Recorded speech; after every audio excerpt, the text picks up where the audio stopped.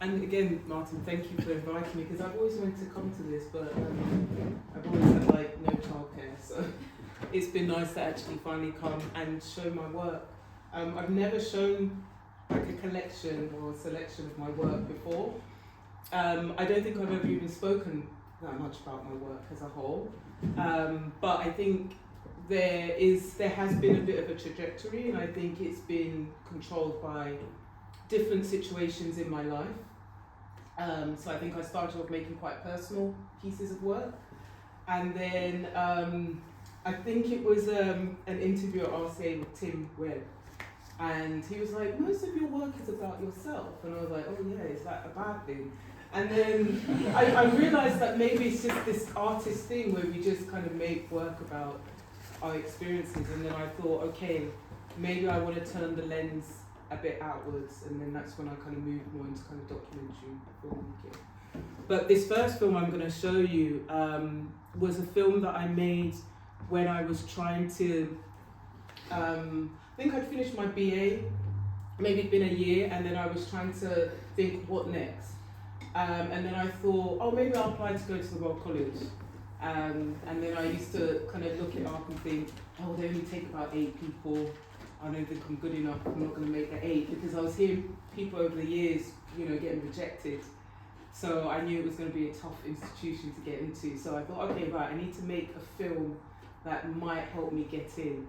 But then at that time, I was looking at different sort of kind of animated documentary, and I think I'd come across like Sam Moore. And then I thought, okay, I'll make this film in my lounge.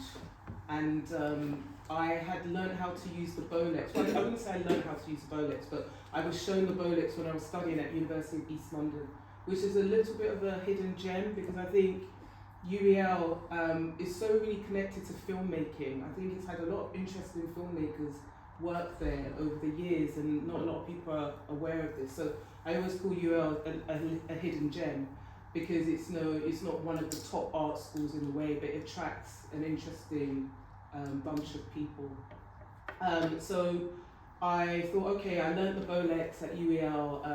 Mark Coker was my tutor, and then that was for moving image, and then I had Will Bishop Stevens for animation. So then back then we weren't allowed to just do animation, we had to combine it with something. And for me it felt natural to combine it with moving image. I've always seen animation as a form of filmmaking. I think the two kind of are quite connected, and I think that's why my work has taken this approach over the years of this combined use of techniques, but very heavily looking at film techniques and kind of bringing in animation. But this film was made at a time when I became a single parent, and I remember just going to UEL saying, I want to make this film, can I borrow a Bolex? And they were like, okay, fine. So they gave me the Bolex, but I couldn't remember how to load it, and I think I was looking on YouTube, and then I think Ben, my friend here, you at WOMAD. So I decided one day to go in my friend's old Ford KA. It looked like it was going to break down, but I thought, how else am I going to get to WOMAD at such short notice with a Bolex and a 2-year-old? so I just put him in the car and the KA, and it passed its MOT, so I thought, it was fine. And put the Bolex in, and then everyone told me, Mary, this is impossible. I was like, no, I'll be fine. So I managed to load the Bolex, black and white 60mm film, and then I drove to WOMAD. I think I was on the M2. And for ages, it was really boring. But then I got to WOMAD, and there was this massive hill.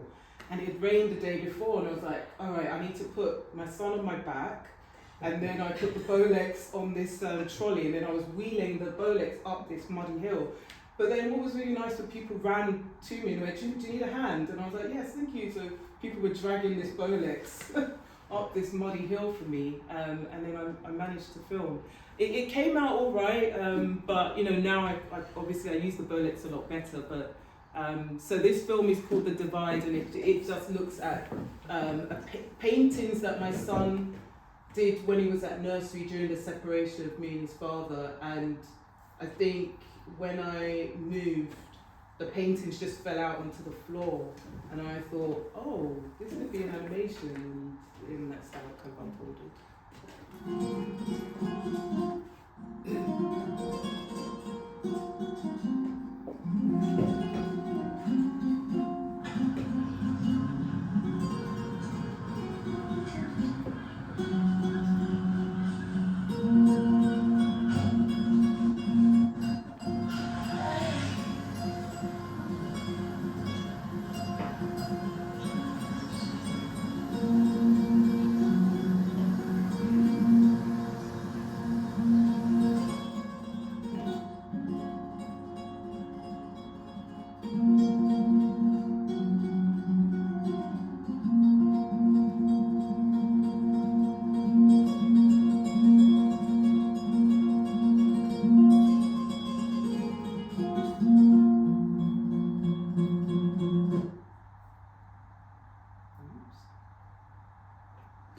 Pause it.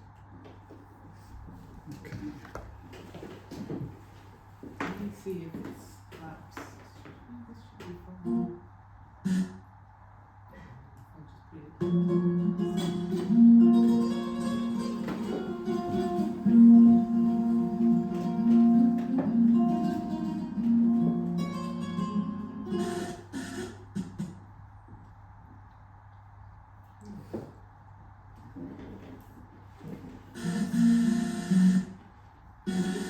Just going to see if it's the actual file. I think it probably. I think it's this. Yeah. Okay. Should we not do the HTML? What's this little signal?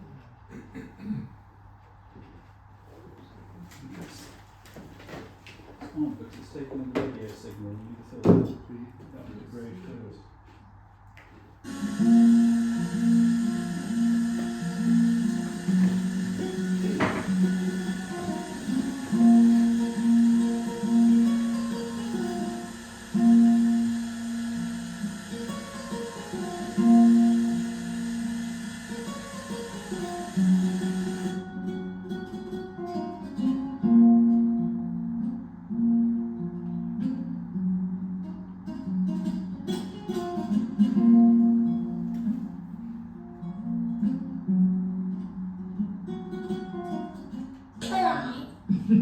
What colour do you see? Green. Yeah, there's green. What else? Blue. Yeah, blue. What's this one? Green. No, that's yellow. Hello. And what's this one? Green. No, No, red. no, no. This one's red. No, no, no. Yes. No, wait.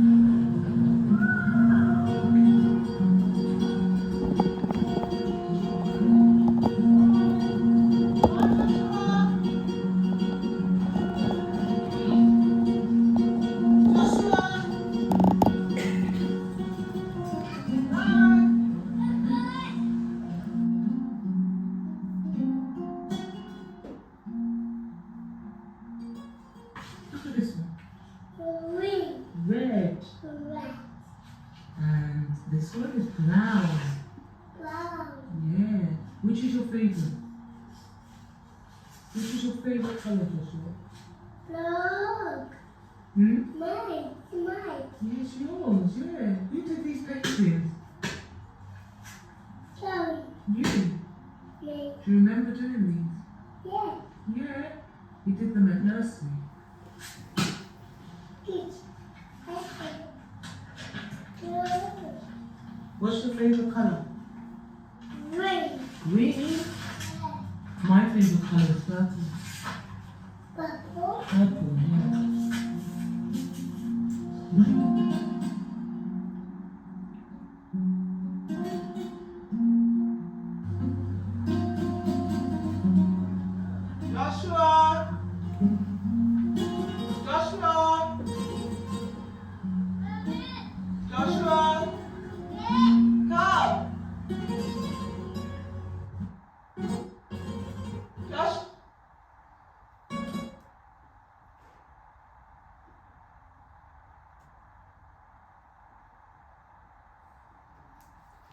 keeps doing that. Do you want to just do it on the speaker from the laptop? Yeah. I think that's probably...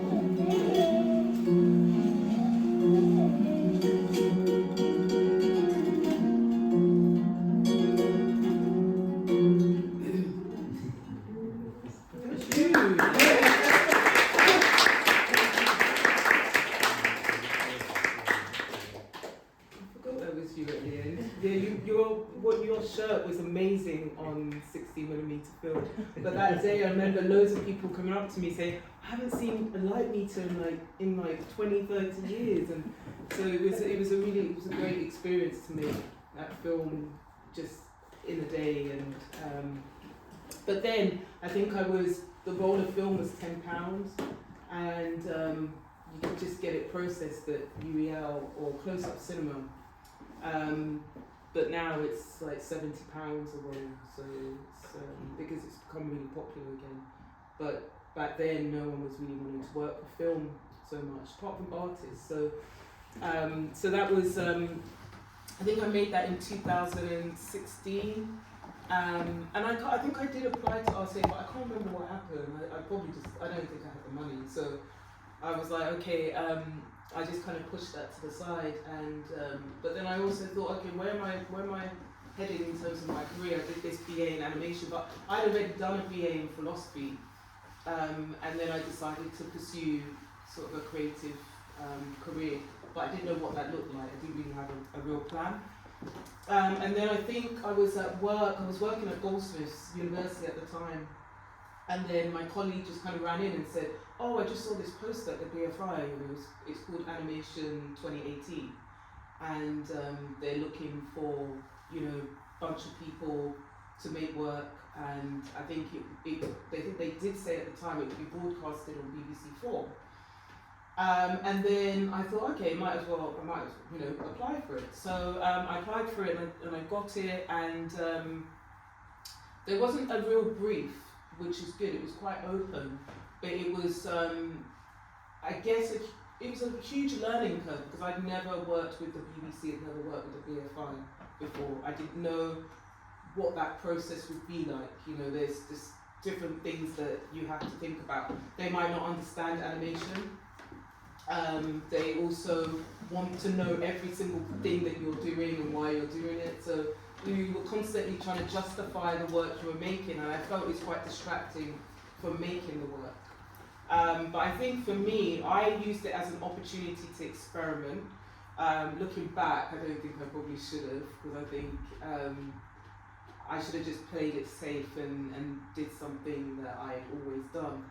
But I wanted to explore my childhood memories, because I think at that time I was still looking at motherhood. So that became a theme for me, and I realised that in the art world, maybe in the animation world, not a lot of people were exploring the themes of motherhood. I don't think it was very mainstream at that time. So the divide, I think, got a lot of attention from a community of single parents at that time. I think it was quite good because I think it kind of brought to the surface a lot of the challenges that single parents that are artists were facing, and the challenges they had in making work and being recognised, getting some kind of recognition.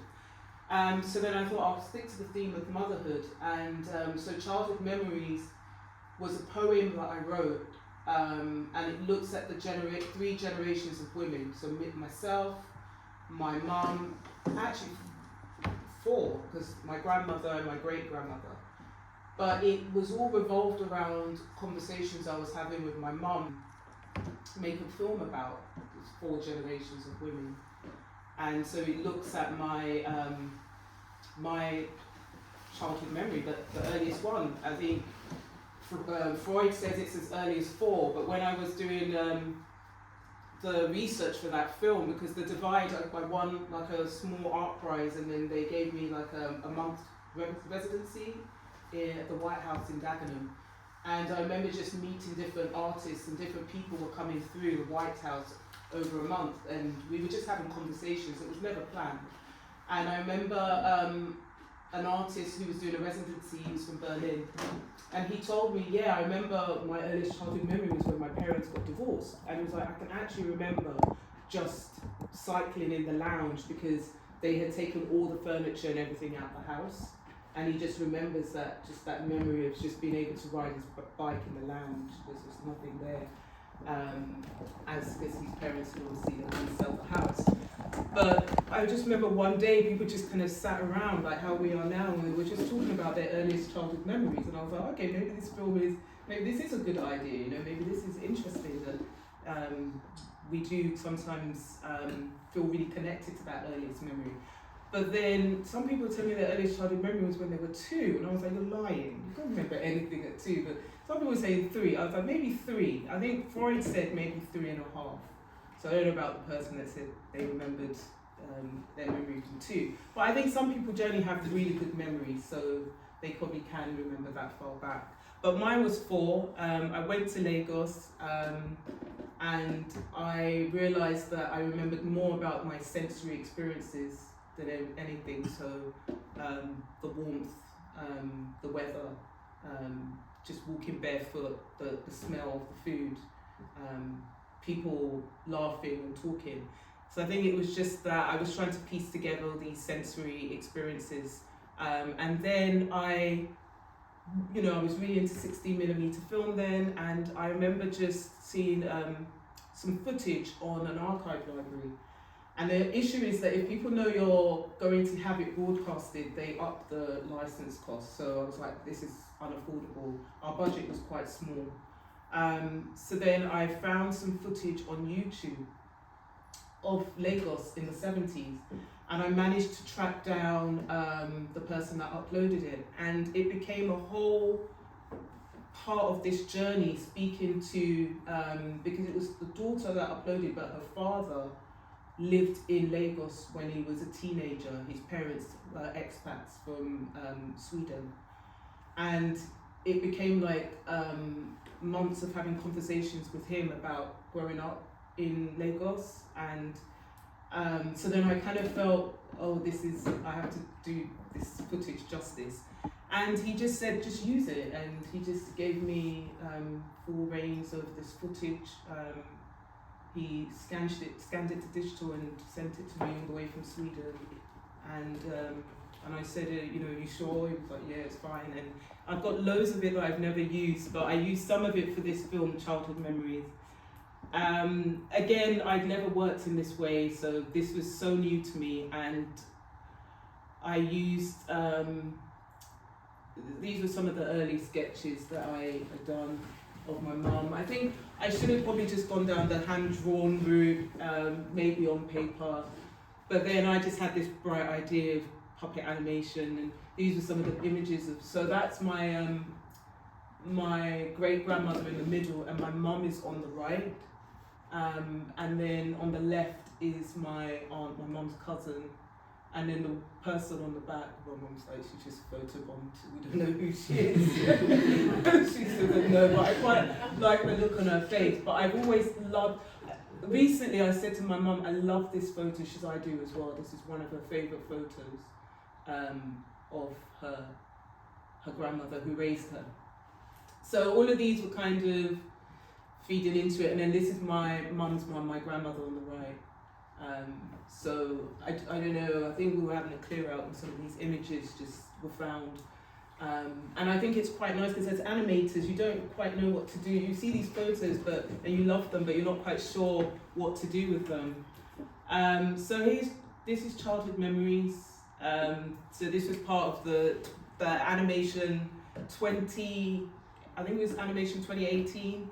I think it was 18 animators that they chose, like emerging early career animators as well. Most of us were probably like recent graduates, so it was a really good opportunity.